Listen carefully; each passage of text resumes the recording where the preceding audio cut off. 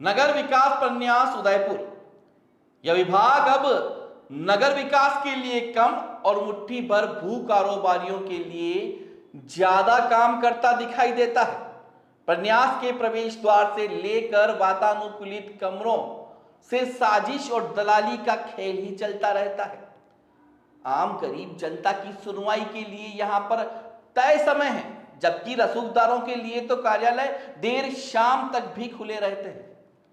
पिछले कुछ समय पहले ही यूआईटी के दरवाजे से एक दलाल लोकेश जैन को 12 लाख की राशि के साथ एसीबी ने दबोचा था और उसके तार स्वायत्त शासन विभाग जयपुर से भी जुड़े होने सामने आए थे। तब तो मानो पूरी यूआईटी में सन्नाटा छा गया और अधिकारी तो कुछ दिनों की छुट्टियों तक चले गए। आप सोच रहे होंगे कि पुरानी कहानी उदयपुर न्यूज अभी क्यों सुना रहा है, तो आपको बता दें कि इन दिनों एक बेशकीमती जमीन का मामला काफी चर्चाओं में है, जिसकी कीमत करीब 100 करोड़ रुपए बताई जा रही है और जिस पर अधिकार की बात कोई छोटे मोटे भू कारोबारी या दलाल नहीं कर रहे हैं, बल्कि उदयपुर के बिजनेस टाइकून माने जाने वाले बड़े कारोबारी कर रहे हैं, जिनका नाम अगर सामने भी आ जाए तो लगता है कि धोखाधड़ी यह तो कर ही नहीं सकते। शहर के सुखेड़ थाने में दर्ज एक एफआईआर में इन सभी को एक साथ लाकर खड़ा कर दिया है, जो पहले भी कभी साथ हुआ करते थे लेकिन अब एक दूसरे के खिलाफ खड़े हो गए। बेशकीमती जमीन के फर्जी दस्तावेज बनाए और यूआईटी के अधिकारियों से मिली भगत कर फर्जी बंटवारा तैयार कर जमीन के पट्टे उठाने का मामला दर्ज हुआ है। इसमें एक भू कारोबारी गोविंद अग्रवाल परिवादी है, तो शांतिलाल मेहता और शांतिलाल मारू आरोपी पक्ष में है। उदयपुर के सुखेड़ थाने में डीपीएस स्कूल के चेयरमैन गोविंद अग्रवाल ने शहर के बड़े भू कारोबारी शांतिलाल मेहता सहित इनकी पत्नी अनु मेहता, 2 पुत्र श्रेयांश और सिद्धार्थ मेहता, शहर के दूसरे बड़े भू कारोबारी शांतिलाल मारू, इनके पुत्र चिराग मारू सहित दिनेश चंद्र शर्मा, उनकी पत्नी सुधा शर्मा और भाई महेश शर्मा के खिलाफ 420, 467, 468, 471 और 120 बी में एफआईआर दर्ज करवाई है। यह एफआईआर 5 अक्टूबर को दर्ज हुई, जबकि इससे पूर्व 30 सितंबर को महेश चंद्र शर्मा ने गोविंद अग्रवाल के खिलाफ भूखंड पर कब्जा करने की नियत से तोड़फोड़ करने की एफआईआर दर्ज करवाई। गोविंद अग्रवाल के लीगल एडवाइजर पर्वत सिंह का कहना है कि 50% जमीन उनके परिवादी की है। उनकी सहमति और हस्ताक्षर के बिना बंटवारा कर दिया गया और पट्टे भी जारी कर दिए गए हैं। शांतिलाल मेहता बड़े भूमाफिया हैं और यूआईटी तो उनके घर से चलती है। पर्वत सिंह ने यह आरोप तक लगाया कि भूमि दलाल लोकेश जैन भी शांतिलाल मेहता के यहाँ ही काम करता था, जिसे 12 लाख की रिश्वत राशि के साथ एसीबी ने दबोचा था। जी सर, किस तरह का विवाद है ये, क्योंकि काफ़ी दिनों से पूरे मीडिया के अंदर भी और तमाम उदयपुर के व्हाट्सएप ग्रुपों पर ये विषय चल रहा है, तो आप बताएं किस तरह का विवाद है ये। ऐसा है कि कुछ अराजियात को लेके 2007 में 90B की कार्रवाई हुई। उसके बाद 2009 में शांतिलाल मेहता और उसकी पत्नी अनु मेहता द्वारा एक रिवाइज प्लान प्रस्तुत किया गया। उस रिवाइज प्लान के साथ में एक बंटवारानामा पेश किया गया। अब इसमें एक खास बात यह है कि जो 90B हुई उस कार्रवाई में अराजियात अलग है, रिवाइज प्लान में अराजियात अलग है और बंटवारे में करीब 150 अराजियात प्लस मिलाते हुए बंटवारा किया गया। ये ऐसा इसलिए किया गया कि उससे टाइटल ज़्यादा दिखे और ज़्यादा टाइटल के हिसाब से पट्टे उठा लिए जाए जी। इसमें मूल ऐसा था कि लगभग 50% ज़मीन इसमें गोविंद जी अग्रवाल साहब की थी। गोविंद जी अग्रवाल साहब के उस बंटवारे में कहीं साइन नहीं है। गोविंद जी इस पूरे प्लान में और जो प्रस्तुत किया गया बंटवारा, इसमें लगभग 50% ज़मीन गोविंद जी अग्रवाल साहब और उनके परिवार और उनकी कंपनी की है, जिसमें न तो उनकी कोई सहमति है न कोई उनके हस्ताक्षर है बंटवारे में। बावजूद इसके यूआईटी द्वारा बिना जांच परख किए लगभग 11 पट्टे जारी कर दिए, जिसकी हमें पता, इनको अग्रवाल साहब को पता लगा 2011 में। तब से अभ्यावेदन प्रस्तुत किए जा रहे हैं यूआईटी में, लेकिन कोई भी कार्रवाई नहीं कर रहे। 50% जमीन आप बता रहे हैं कि अग्रवाल साहब की है और उनके बिना हस्ताक्षर के यूआईटी द्वारा पट्टे भी मिल गए सामने। सर, बिना सहमति किसी प्रकार की। तो सामने वाला पक्ष इतना बड़ा रसूखदार है कि उनके आगे सभी नतमस्तक हैं। साहब वो इतना बड़ा भूमाफिया है शांतिलाल मेहता कि कोई समय में नगर विकास प्रन्यास का कार्यालय उसके कार्यालय में चलता था। अच्छा। और आज भी जो कार्रवाई होती है तब तक फाइलें उसके वहीं रहती है। कार्रवाई होने, पट्टे जारी होने के बाद में पत्रावलियाँ नगर विकास प्रन्यास में पहुँचती है। इतना रसूखदार है जी। इसका कार्मिक लोकेश जैन के द्वारा इस सारे काम के पहले करवाए हुए थे, जो कि अभी घूसकांड में गिरफ्तार भी हुआ था। अच्छा।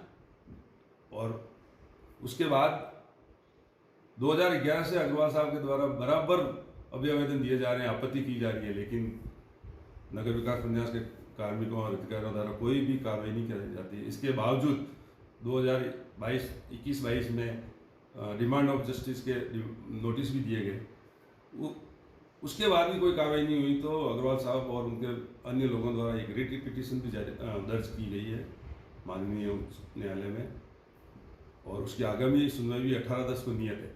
बावजूद इसके उस बंटवारे में जो अराजियाँ मिली उनमें से 4161 से 63 अराजी को अलग करते हुए एक नया प्लान पास कर दिया और उसमें 11 पट्टे जारी कर दिए। अब 4161 से 63 में भी अग्रवाल साहब की लगभग 50% है। तो उसमें भी अग्रवाल साहब से कोई सहमति नहीं ली। उसके बाद ये 2023 में सितंबर महीने में 13 सितंबर को पट्टे जारी हुए। पट्टे जारी होने के बाद में ये मौके पे पोजीशन लेना है। पोजीशन लेना है तो वहाँ गोविंद जी अग्रवाल साहब का पोजीशन था, उनका स्वामित्व है, उनका कब्जा है। तो वहाँ आके ये महेश चंद्र शर्मा और उसका भतीजा आके वहाँ जेसीबी चला के बाउंड्री तोड़ दी। उसकी शिकायत सुकिया थाने में की गई। तो अच्छा, कब्जा जहाँ पर उनका खुद का अभी भूखंड है वहाँ पर कब्जा लेना है। हाँ, पट्टे के अनुसार कब्जा लेना है, लेकिन मौके पे तो कब्जा था नहीं। अब पट्टे ले लिए तो उनको कब्जा भी लेना था। तो इसलिए वो आए तो वहाँ अग्रवाल साहब की दीवार तोड़ दी, जिसकी सुकेर थाने में रिपोर्ट दी तो कोई कार्रवाई नहीं हुई। अच्छा। फिर 30 तारीख को फिर एसपी साहब के वहाँ रिपोर्ट दी तो एसपी साहब थे नहीं, तो उनके पीए साहब की रिसीव्ड है। बावजूद उसके रिपोर्ट दर्ज नहीं हुई और 30 तारीख की रात दिन फिर वो कब्जा करना है तो उल्टी एक रिपोर्ट दी कि भाई गोविंद जी अग्रवाल और उनके साथी है जो वहाँ मारपीट कर रहे हैं, धमका रहे हैं हमारा। अच्छा, आप 29 तारीख को गए तो आपकी रिपोर्ट दर्ज नहीं होती? नहीं हुई। वो 30 तारीख को जाते हैं और उनकी रिपोर्ट दर्ज हो जाती है। अच्छा। और हमारी 30 तारीख की और रिपोर्ट है एसपी साहब के यहाँ माननीय जी, फिर भी नहीं कोई कार्रवाई हुई। और 30 तारीख को उनकी रिपोर्ट 11 बजे जाते हैं, 11 बजे तुरंत दर्ज हो जाती है। अच्छा। और दूसरे दिन फिर वो काम करते हैं और पुलिस खड़े होकर काम करवाती है। और हम अग्रवाल साहब के वहाँ बैसन शुदा जो कंटेनर वगैरह थे वो पुलिस डिस्पोजेस करके ले गई। अच्छा। इस तरह की कार्रवाई हुई है। अब आप लोग क्या चाहते हैं? हम तो यही चाहते हैं कि ये जो भूमाफियाओं ने मिलकर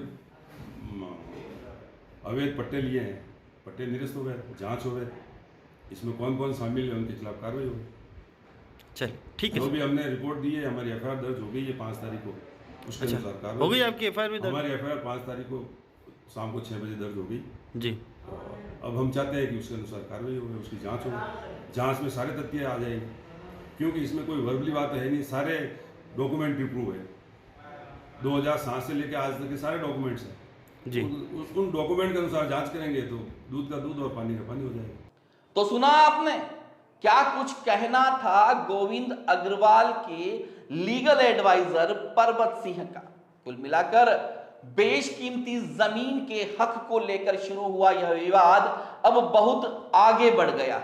आइए अब आपको मिलवाते हैं उक्त जमीन की देखरेख करने वाले विक्रम सिंह से, जिनकी आंखों के सामने ही दीवार तोड़ी गई और भूमाफिया जैसे 25 से 30 लोग दबंगई करते रहे। मामला बिगड़ा तो पुलिस भी मौके पर आ गई। तो विवाद तो ये क्या, ये गोविंद जी की जो इनका व्यवसाय तो सर प्रॉपर्टी का तो है ही नहीं, इनका तो कुछ और व्यवसाय था। ये शांतिलाल जी को इस काम के लिए बोला भाई यहाँ पे प्रॉपर्टी काम इनका था, तो सारा इन्हीं को दिया था। यही सारी देख रेख पहले यही करते थे, वो सारा खरीद फरोख्त जमीन की जो थी यही करते थे। तो इनके पे विश्वास करा तो बाद में इन्होंने ये इस टाइप का ये इनके साथ विश्वासघात करा। एक तो अभी जो ये लेटेस्ट हुआ, अभी आपको बता रहा हूँ मैं कि बाउंड्री बनी हुई थी व्यवस्थित, सारा पोजीशन सब उन्हीं का था, साफ कर तो सब कंप्लीट था। तो उसके बाद इन्होंने कब चुपचाप आकर के बाउंड्री तोड़ दी, तोड़ कर एक काम चालू कर दिया। जी, तो अब किस तरह की मांग है आप लोगों की? सब मांग रही है कि जो भी हो इसका सही तरीके से इसका न्याय हो और इसकी जांच हो सही तरीके से व्यवस्थित, कि हाँ भी कौन सही है कौन गलत है। और ये जो इस जमीन पे जो ये विवाद की ये बात कर रहे, विवाद की तो बात ही नहीं, जमीन इन्हीं की है और गोविंद जी की खुद की ज़मीन है और उस पर ये कब्जा करना है। आके बाउंड्रियाँ तोड़ रहे थे, वो सारे एविडेंस वीडियो भी थे उनके, उस टाइम पुलिस भी थी, पुलिस की मौजूदगी में, पुलिस की मौजूदगी में दीवार तोड़ी गई? उस टाइम पुलिस आई थी, काम कर रहे थे जी। तो पुलिस ने रुकवाया काम, फिर वापस इन्होंने पीछे से फिर चालू कर दिया। जी, ये कर रहे थे, फिर सारे पेपर डॉक्यूमेंट सब बता दिए, फिर भी ये पता नहीं भूमाफिया जैसे ताकत से दादागिरी से 5-25 एक लड़के बिठा रखे, कोई दारू में पी रहा है, कोई ये बदमाशी चल रही है, वहाँ बैठे लड़के पाइप लेकर तलवार लेकर। जी। फिर ये पुलिस आने के बाद फिर ये कार्रवाई हुई, वे बंद हुआ। मतलब भूमाफियाओं को पूरा जो संरक्षण है वो असामाजिक तत्वों का भी उनको संरक्षण प्राप्त है। संरक्षण प्राप्त है। अब तक तो आप पूरे मामले को समझ गए होंगे। 70,272 वर्ग फीट की बेशकीमती जमीन के लिए संघर्ष जारी है। दोनों ही पक्ष इसको अपना बता रहे हैं और इसको पाने के लिए हर तरह के पैतरे को अपना रहे हैं। हमने दूसरे पक्ष की बात जानने के लिए एक और एफआईआर में फरियादी महेश चंद्र शर्मा से बात करने की कोशिश की, लेकिन वह उदयपुर से बाहर थे, इसलिए उनकी सफाई नहीं ली जा सकी। लेकिन करोड़ों का यह जमीन मामला कहीं खूनी संघर्ष में तब्दील न हो जाए, क्योंकि जब भी जर जोरू और जमीन का संघर्ष बढ़ा है, रक्त भी गिरा है। इस जमीन मामले में संलिप्त हर किरदार एक से बढ़कर एक है और कोई किसी से कम नहीं है। नमस्कार।